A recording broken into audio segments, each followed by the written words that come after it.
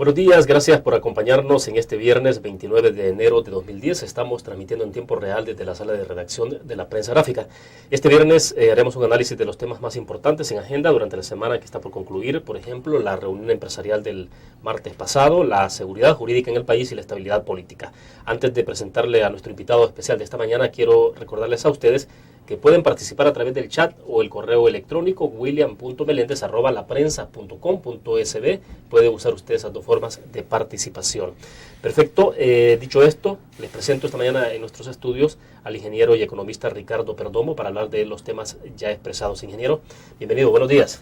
Muy buenos días, William, y un placer estar aquí compartiendo con usted estos temas. Gracias, muy gentil, ingeniero. Bueno, para comenzar, sobre el tema de seguridad jurídica, ingeniero, esta semana la Asamblea Legislativa, no sé, y eso quiero que usted me lo diga, si es que ha jugado al populismo, digamos, cuando deciden aprobar ese decreto que elimina la cuota fija en la telefonía. Digo la Asamblea porque finalmente fue un acuerdo tomado en el Parlamento por unanimidad, ha aprobado ese decreto, y bueno, quisiera saber cuál es la interpretación que usted tiene, porque esto ha tenido varias lecturas políticas, económicas y de seguridad jurídica, que es lo que también nos interesa. Mire, aquí hay un problema de forma y de fondo. Hay veces que hay problemas de fondo que hay que resolverlos, pero que tal vez la manera de hacerlo no sean las más adecuadas. Personalmente creo que hay que hacer una revisión completa del sistema tarifario en la telefonía, porque hay muchas cosas que ya son obsoletas, y en el caso particular creo que el cobro de la cuota básica ya no tiene un sustento técnico, y que hay que revisar varios aspectos para generar aspectos más competitivos dentro del sistema y el mercado de la telefonía, pero hacerlo en una forma muy apresurada, sin la adecuada discusión y debate, creo que fue el problema, aunque probablemente el objetivo era correcto y había que buscar realmente condiciones de mayor justicia y equidad y transparencia del sistema de telecomunicaciones, pero la forma como se hizo probablemente fue un tanto apresurada, sin tomar en cuenta los diferentes actores. Ahora, perdón, ingeniero, pero esto tiene que ver con el análisis técnico, es decir, la Asamblea Legislativa tuvo que haber hecho un análisis, porque finalmente esto pasó con dispensa de trámites, o sea, ni siquiera lo analizaron, lo estudiaron, mucho menos llamaron a las compañías involucradas. A eso me refiero, ¿verdad? A la forma, aunque el tema en sí es un tema que se viene debatiendo desde hace años. O sea, los técnicos y las personas que de alguna manera estamos en el ramo de la ingeniería eléctrica, se ha debatido y se ha discutido bastante la necesidad de hacerle los ajustes necesarios al sistema tarifario en la telefonía. Eso yo creo que es un tema que se ha venido discutiendo. El problema es cómo se toma una decisión apresurada, pero por el otro lado, se viene y se vuelve a cometer otro error. Personalmente creo que nosotros tenemos un presidente con carácter, un presidente moderado, un presidente socialdemócrata, que ha demostrado que tiene dotes de concertador y de mediador, pero que en algunas ocasiones, cuando él discrepa de grupos, de sectores, probablemente su estilo es de regañar primero y dialogar después. Creo que aquí hubo un problema de estilo, de forma. Cuando un presidente regaña a los diputados, y los regaña en público, y los regaña reiteradamente, no es tal vez el mejor ambiente para resolver las cosas. En ese momento uno espera reacciones más fuertes de los regañados ante el regañador. El regañador, el presidente Mauricio Funes, y los regañados, el FMLN. Los diputados, porque los regañó a todos, y al FMLN en particular. Entonces, ¿eso qué nos lleva?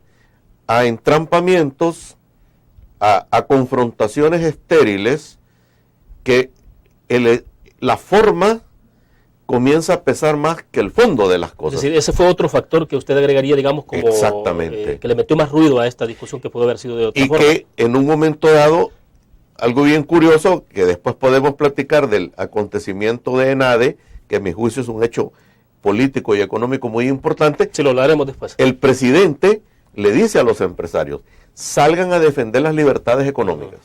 Es decir, un presidente socialdemócrata le dice al sector empresarial, mire, cuídense prácticamente de las posiciones radicales que dan algunos grupos en la asamblea ante este. Entonces, viene el otro y reacciona. Sí, entonces yo a las organizaciones sociales le voy a decir que protesten también. Entonces, ¿qué va a pasar de esto?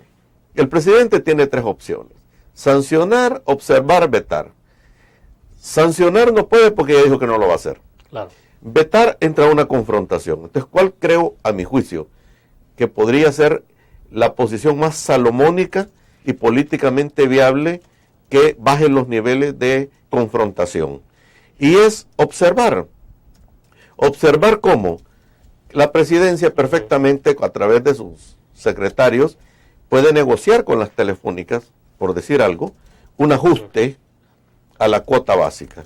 Y el presidente puede mandar a observar y decirles, miren señores, aquí viene una rebaja concertada y después tómense el tiempo que quieran en la asamblea y hagan un estudio integral de la telefonía, que creo yo que el establecimiento del precio justo siempre en términos económicos viene de partir de los costos reales. Perfecto. Debo hacer una pausa en este momento, ingeniero, cuando regresemos. Quiero insistir sobre el punto. ¿Hay populismo en esa decisión de la Asamblea Legislativa? Para que me lo responda concretamente. Y el otro es para que entremos ya en el tema de seguridad jurídica. ¿Qué mensaje están enviando entonces los diputados? Ya volvemos.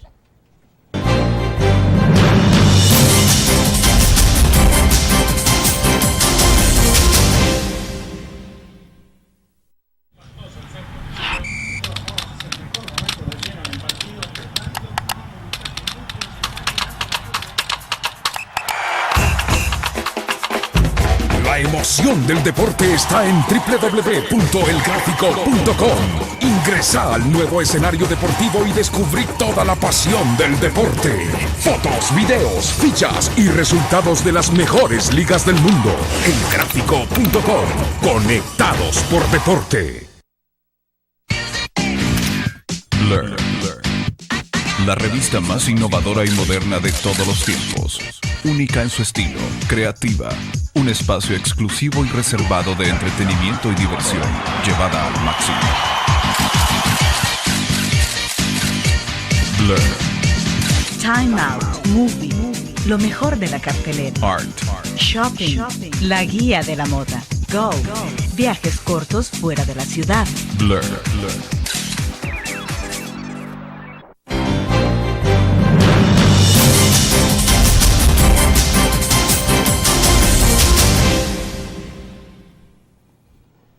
Ingeniero Perdomo, le decía entonces, la pregunta puntual, ¿jugaron al populismo los diputados? Y lo otro es el mensaje que esto tiene en términos de la seguridad jurídica, porque mucho se está hablando ahora y hemos visto declaraciones justamente este día del director, del presidente de la Cámara de Comercio, don Jorge Dabue, diciendo, bueno, el mensaje que se envía en términos de las inversiones, y muchos sectores se han expresado. Pero vuelvo, ¿el populismo?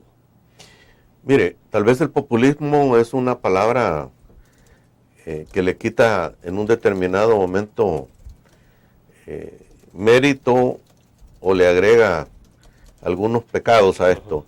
Mire, yo creo que si el objetivo ha sido de parte de los diputados buscar el beneficio de la población, eso es bueno. Pero lo que no es bueno es la forma como se hizo. Y ahí venimos a la seguridad jurídica. Porque si usted tiene un inversionista, que hay que tomar en cuenta esto, que cotiza en los mercados, es decir, las acciones de algunas de las telefónicas son acciones públicas, valores públicos que cotizan en los mercados de valores. Cuando hay señales que pueden disminuir las utilidades o las ganancias de una empresa, caen los precios de las acciones. Y si un ciudadano común y corriente ha comprado acciones en el mercado de valores, inmediatamente eso baja de precio. Claro. Y afecta no solo a la empresa, sino que afecta a todos los tenedores de las acciones del mercado de una empresa. Entonces, que tiene efectos, tiene efectos. Ahora, por el otro lado, no quiere decir que las reglas de juego todo el tiempo van a ser rígidas. Y esa es una falacia. En todas partes del mundo, las reglas de juego y las condiciones de los mercados son cambiantes. Lo que pasa es que esos cambios hay que hacerlos a través de un procedimiento que permita justicia, equidad, transparencia y predictibilidad. Entonces, no nos asustemos que puedan haber cambios. Por ejemplo, hace algún tiempo hubo cambio en el establecimiento de la tarifa eléctrica a través de una modalidad a partir de costos, pero siguió todo un proceso. Creo que ahora la Asamblea Legislativa tiene que entrar a un estudio profundo del establecimiento de las tarifas a partir de los costos reales y utilidades razonables, pero que entonces son procesos más transparentes y predictibles que hacen que todos los mercados se vayan acomodando a esas realidades.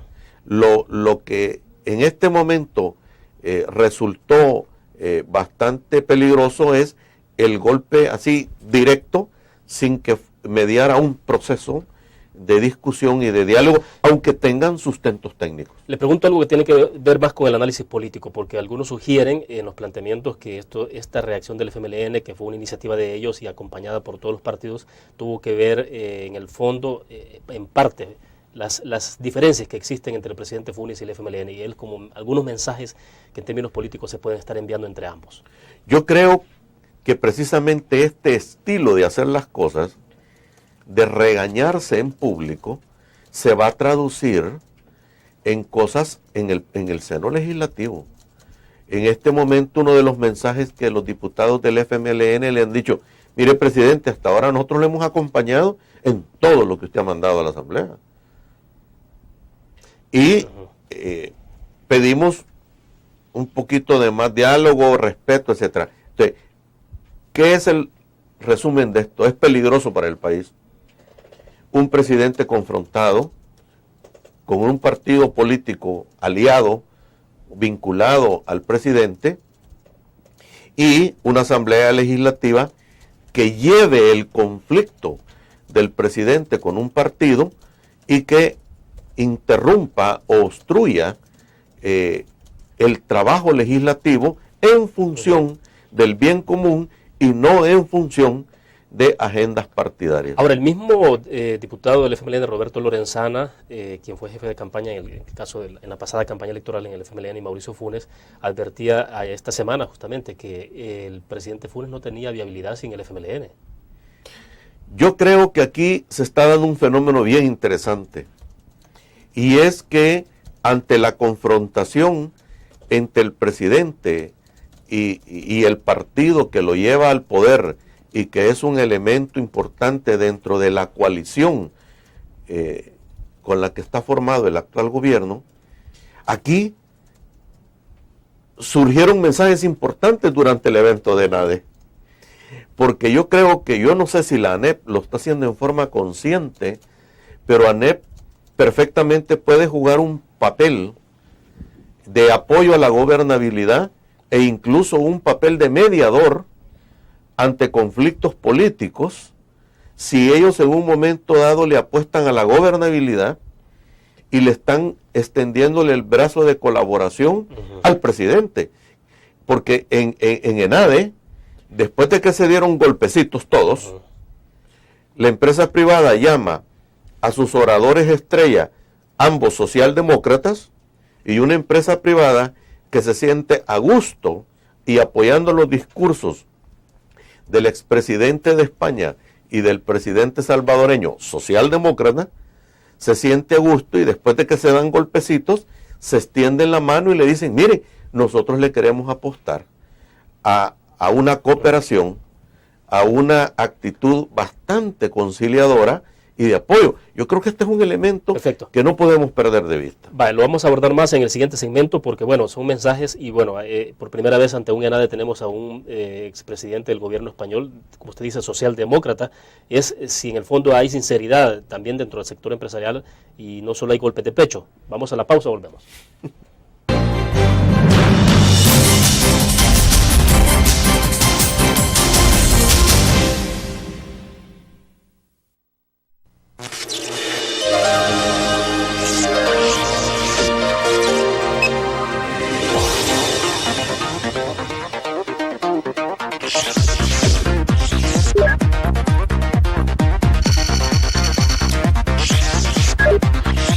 Estimulamos tus sentidos para que leas, veas, escuches e interactúes con la verdad.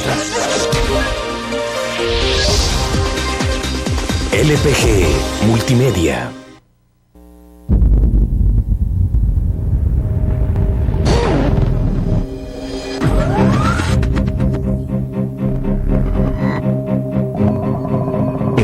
De una estrategia financiera desde los negocios y la actividad económica hacia toda Centroamérica. El Economista Regional, una revista especializada donde encuentras el panorama empresarial y los principales movimientos financieros. El Economista, el modelo regional de información económica.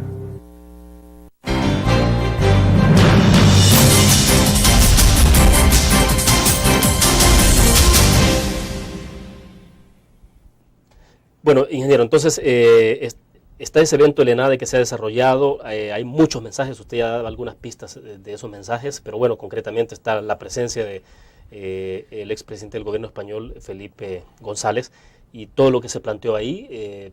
Cualquiera dice, bueno, el sector empresarial parece que está abriéndose más, está más receptivo a nuevas ideas, a seguir haciendo negocio, obviamente, como lo hacen los empresarios, pero a tener un enfoque distinto sobre cómo hacer esos negocios y cómo contribuir al desarrollo social del país. ¿Usted siente que ya ha habido más sinceridad alrededor de esto entonces? Fíjese que es un fenómeno bien interesante. ANEP estrena a un presidente,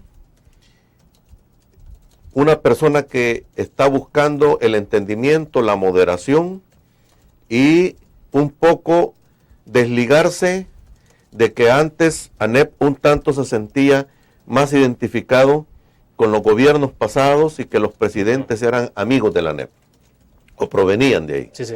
Y entonces este nuevo presidente da señales de apertura, de moderación y de buscar entendimientos importantes con el gobierno para sacar el país adelante. Muy bueno. Se tiraron sus regañitos, pero al final, beso y abrazo.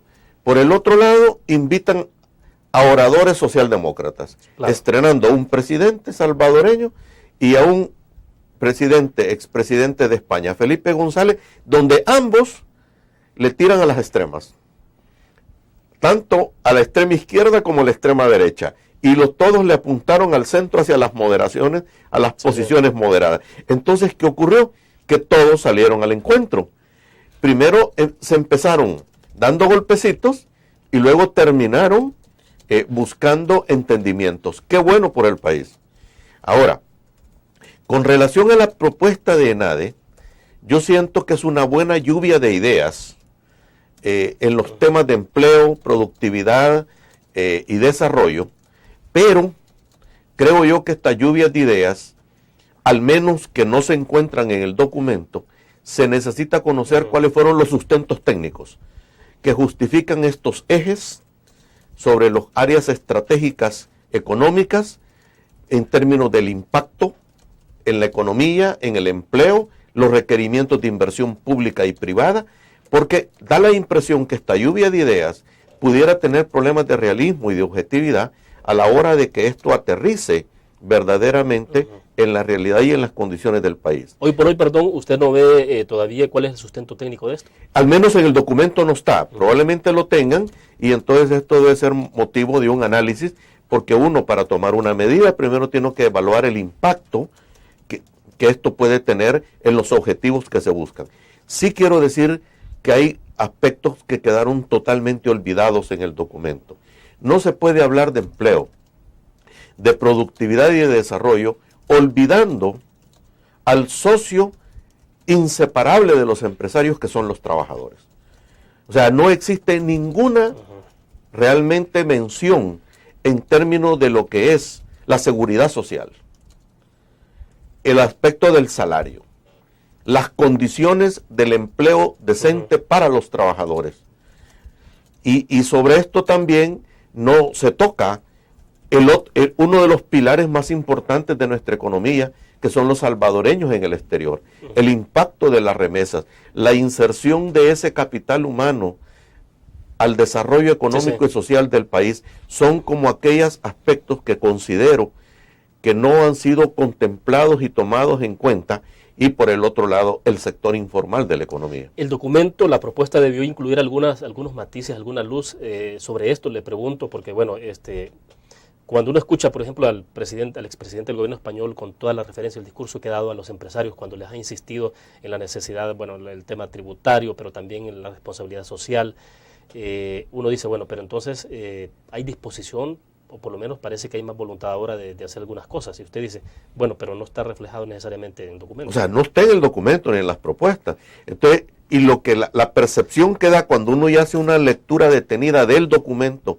en su conjunto, es que yo siento un empresariado que está primero diciéndole al gobierno, arréglenme el entorno económico, político y social, para que yo entonces pueda tomar acciones encaminadas a hacer mi trabajo para aumentar la producción, la productividad, el empleo, etcétera. Entonces yo creo que ahí lo que falta es tal vez acoplar algunas buenas intenciones con la realidad nacional y la otra, incorporar a todos los actores. Usted no puede hablar de la economía salvadoreña sin la importancia de los trabajadores, del sector informal de la economía y del fenómeno de los salvadoreños en el extranjero. Por eso es que yo en este momento le haría por este medio un llamado a todas las organizaciones laborales de que así como hay un ENADES, tiene que haber un ENATRANS, ¿verdad? Es decir, un encuentro nacional de los trabajadores para que conozcamos la óptica también de los trabajadores, porque son parte importante de la producción, de la productividad de este país, son actores igualmente importantes que los empresarios, para que exista entonces una visión integral de todas estas propuestas, sí, para que juntos todos los actores, incluyendo al gobierno y las organizaciones sociales, saquemos adelante el país. Para cerrar en este segmento, hoy por hoy, ¿cuáles son las señales concretas que usted ve de cambio, no solo de actitud o voluntad dentro del sector empresarial en el país? Yo creo que hay sectores que han tenido como aperturas un poquito mayores por su misma condición. Por ejemplo, uno mira que propuestas de Casalco, de la ASI, tienen como unas aperturas y flexibilizaciones muy importantes contra lo que algunos sectores tradicionalmente han sido más conservadores dentro de la misma empresa privada. Hay un fenómeno importante que hay que verlo, y es del lado del sector financiero. Ahora que los dueños son extranjeros, hay un cambio de actitud, y ojalá que ese pragmatismo se desarrollara en beneficio también del país. Bueno, perfecto. Vamos a otra pequeña pausa, volvemos con más de la entrevista en línea. Volvemos.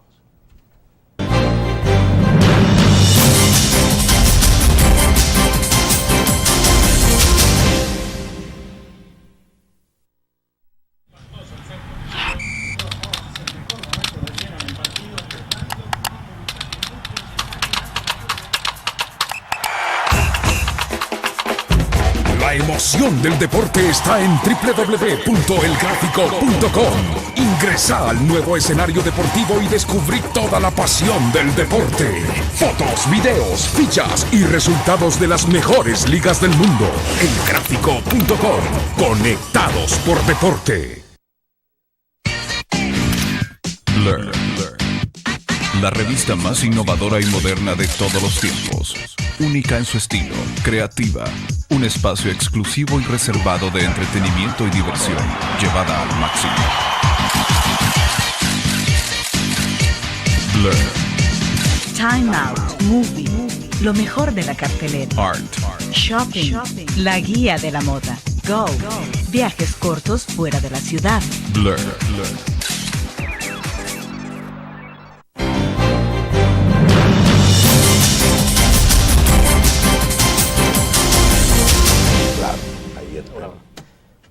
En el segmento anterior me decía usted que, bueno, hay como, observa usted alguna apertura, algunas propuestas Casalco, la ASI, y que hay alguna flexibilidad, y eso que es importante, pero obviamente no se espera que en una gremial como, digamos, el sector empresarial en general haya unanimidad, pero por lo menos sí que haya ciertos consensos o coherencia en algunas cosas.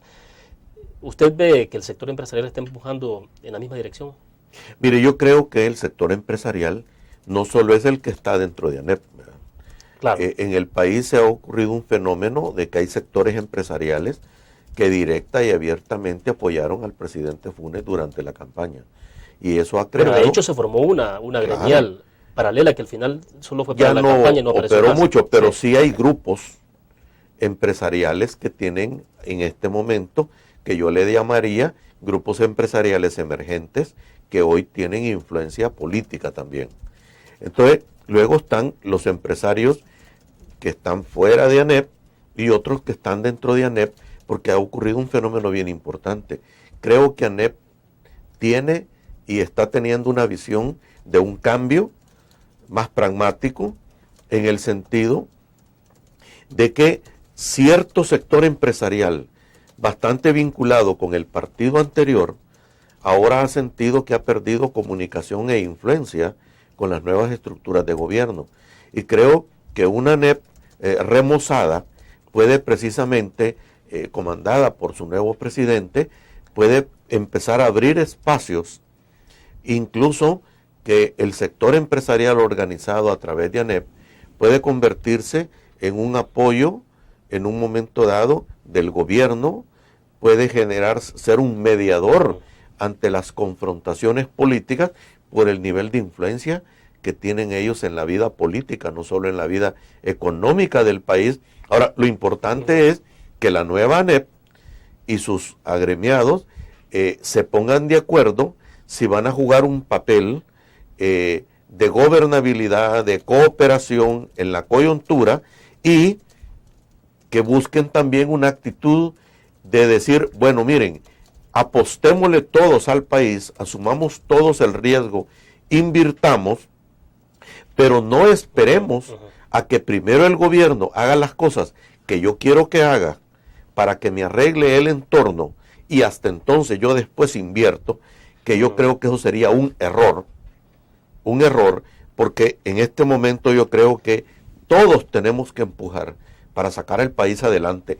Todos tenemos que asumir una cuota de riesgo, una cuota de responsabilidad, y si el gobierno está dando esas aperturas y la empresa privada también pone de su parte, yo creo que el país perfectamente puede salir adelante. Ahora, el expresidente español, Felipe González, les ha recordado incluso, les ha dicho de que en el caso de los japoneses sacó, durante el discurso sacó un planteamiento ahí que a todos hizo reír, por cierto, y ganó aplausos, en el ejemplo que les ponía de que preguntaban los inversionistas, bueno, ¿y aquí quiénes están invirtiendo? Y resulta que la inversión local está fuera del país, dice.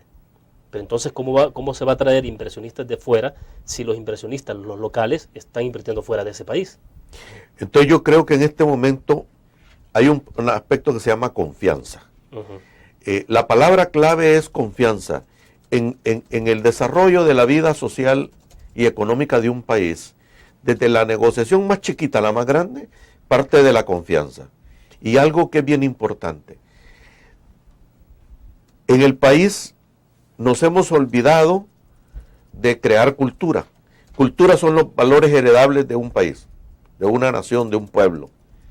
Y esa cultura, si se construye capital humano y por el otro lado se generan reglas para una cohesión social, entonces usted lo que tiene es la formación de capital social. Y entonces, si usted forma capital social y por el otro lado se desarrolla capital productivo, entonces usted sienta las bases para un desarrollo sostenible. Pero en nuestro país, lo que nos ha fallado mucho es que no hemos construido capital social. Entonces, el capital productivo necesita del capital social para desarrollar país, porque cuando usted no está pensando en el desarrollo del país, en el bien común del país, usted se convierte en un inversionista especulativo, que cuando hay una media tormentita, agarra su dinero y se lo lleva para afuera. Yo creo que esos son los grandes acuerdos de país. Los salvadoreños invirtamos en nuestro país. Los salvadoreños son inversionistas en un montón de países afuera. Qué bueno que crezcan, pero que no nos olvidemos del Salvador y que contribuyamos a los acuerdos básicos de país para que tengamos nosotros un desarrollo, pero que un desarrollo que parta de una equidad, de una justicia y de un bienestar de la población. Bueno, perfecto. Vamos a la última pausa y regresamos al cierre de la entrevista, ingeniero Perdomo, para hablar entonces de un poco de perspectivas económicas rápidamente, cómo será este año. Ya regresamos.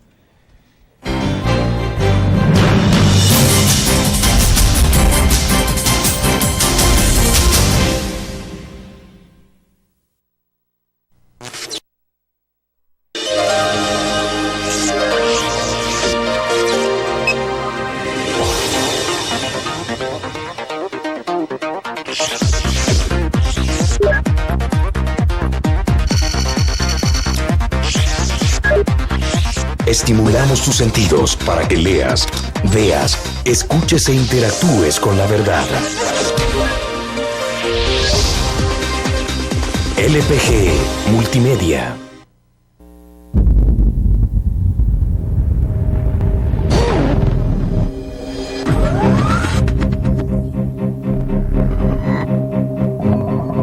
El inicio de una estrategia financiera desde los negocios y la actividad económica hacia toda Centroamérica.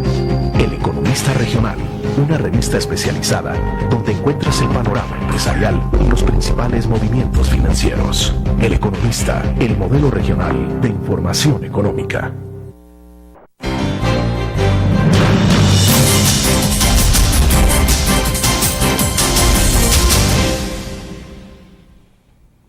Bueno, estamos cerrando la entrevista, pero antes de eso hay un comentario de un cibernauta que nos ha escrito, dice, ¿por qué será que ni Telefónicas ni el presidente Funes no dan cifras de pérdidas y ganancias que tanto señalan? Hay una pregunta puntual sobre el tema con el que abrimos la entrevista, ingeniero. Una de las deficiencias que yo escuché al expresidente de CIGET decir es que era bien difícil o no se obtenía información de las telefónicas hacia la CIGET, ya que son unas empresas que tienen un sistema de tarifa regulado, un sistema regulado. Yo creo que una de las cosas urgentes es la transparencia. Creo que todas las empresas de servicios estratégicos tienen que, en forma transparente, conocer cuál es su situación financiera, económica de estas empresas. Porque además de que están en el sistema público de valores, es obligación conocer estas cosas. E insisto, toda determinación del valor de algo tiene que partir de los costos y de una utilidad razonable. Yo creo que los salvadoreños tenemos derecho a conocer esas cosas. Bueno, perfecto. Entremos entonces en el punto específico, las perspectivas económicas para este año. ¿Cómo las está viendo ya una vez que ya tenemos prácticamente, nos quedan 11 meses de este año? Ya correcto. Corrimos un mes. Mira, al final del 2009 hubo señales importantes de que algunas variables que se estaban deteriorando, como que se tocó fondo. En términos de los déficits, el aspecto de las remesas, importaciones, exportaciones, todo ese tipo de grandes variables económicas, como que empezaron a haber algunas señales de recuperación en el último mes.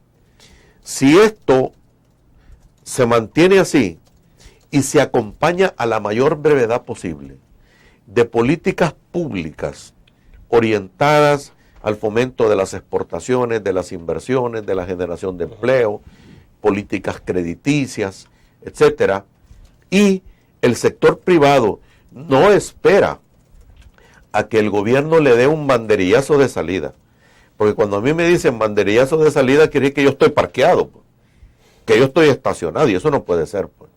Los sectores productivos son muy dinámicos, que o aceleran o disminuyen su velocidad, pero lo importante es que generemos una actitud de confianza y de dinamismo, porque ya organismos, por ejemplo, Standard & Poor's nos está dando probablemente un crecimiento del 0.5%, sí. que yo coincido con esa cifra. El gobierno ha dado cifras del 1% de crecimiento para el año 2010. Yo creo que el país va a terminar esa caída, esa recesión de la economía, y va a haber un crecimiento más lento. No lo esperemos muy rápido en el primer semestre del año, porque todavía los efectos externos de la economía americana, sobre todo del desempleo, todavía está en este momento teniendo una lenta recuperación, pero en la medida que los salvadoreños nos pongamos de acuerdo, y aquí hay una palabra fundamental: los salvadoreños nos tenemos que poner de acuerdo qué debemos producir y qué podemos producir. ¿Qué debemos producir en términos de exportaciones que nos demandan los mercados internacionales a donde queremos nosotros vender nuestros productos? Y de acuerdo a nuestras posibilidades, ¿qué podemos producir? ¿Y usted ve que en eso tenemos, digamos, es una materia pendiente esa? Pendiente porque nadie la ha definido. Nadie la ha definido. Por ejemplo, si usted va a soltar política de fomento de exportaciones, no es lo mismo que usted diga, yo voy a mandar pupusas, que si yo quiero mandar componentes electrónicas para computadoras. Claro. Son completamente diferentes. Y ahí entra el pragmatismo. Si lo que al país le conviene es producir, por decir un ejemplo, muñequitos verdes para vender en China, porque los chinos quieren comprar esos muñequitos verdes, pues produzcámoslos con calidad, con precios competitivos, con rapidez y seguridad en los tiempos de entrega, etcétera. Entonces, ¿qué pasa? Hacernos competitivos, ¿pero en qué? ¿En qué? En lo que el mercado demanda. Y de acuerdo a nuestras posibilidades. Y si no podemos nosotros, entonces traigamos la tecnología, los recursos. ¿Cuánto salvadoreño talentoso que nos está escuchando, que esté en el exterior, que perfectamente, si hubiera un nexo de comunicación para que estas personas apoyaran a este tipo de grandes desarrollos, ahí tenemos un capital humano formado en todos los países casi hay salvadoreños. Ahora, porque en el país, por ejemplo, están los megatecs que se han instalado, que ya están operando, son jóvenes que saldrán, digamos, que son carreras en las que ellos están estudiando que se han pensado para futuro. Por ejemplo, en el caso del puerto de La Unión, el megatec, que sean jóvenes que puedan trabajar en los servicios que se darán en ese puerto, pero el puerto no entra a funcionar, además, no se sabe cuál es la política de este gobierno, todavía no sé, no me parece que esté clara sobre cómo van a entrar a funcionar los megatec, los jóvenes, cómo se van a formar finalmente y qué tipo dónde terminarán trabajando sobre todo. En la parte productiva tiene que estar vinculada con la educación. O sea, la educación no puede estar desligada de cuál es el plan de nación hacia dónde queremos nosotros orientar la producción y nuestra economía. Entonces, no pueden estar divorciadas. Y por el otro lado, qué bueno que hay un megatec orientada para puertos, pero qué malo que no hemos podido los salvadoreños ser capaces de ponernos de acuerdo qué hacer con un puerto que ya está construido. Claro. Sí, esas son las grandes contradicciones que impide acuerdos básicos. Si nosotros no tenemos acuerdos básicos, ¿hacia dónde queremos llevar el país? Acuerdos básicos, ¿qué debemos y qué podemos producir? Acuerdos básicos en cuanto a qué es lo estratégico que nosotros debemos de apuntarle para que eso lleve un desarrollo económico, pero un desarrollo económico ¿de qué manera? Con equidad, claro, buscando el bien común y una ganancia justa para cualquier inversionista que tenga también la seguridad de que sus reglas de juego van a ser respetadas. Perfecto. Ingeniero, le agradezco que haya compartido con nosotros. Muy fino y un gusto estarme comunicando con las personas que gentilmente nos están viendo y escuchando. Bueno, perfecto. Terminamos así la entrevista. Le invito a que nos acompañe el próximo lunes a las 8:15. Estará con nosotros Jaime Martínez. Él es el presidente de la Academia Nacional de Seguridad Pública. Buenos días.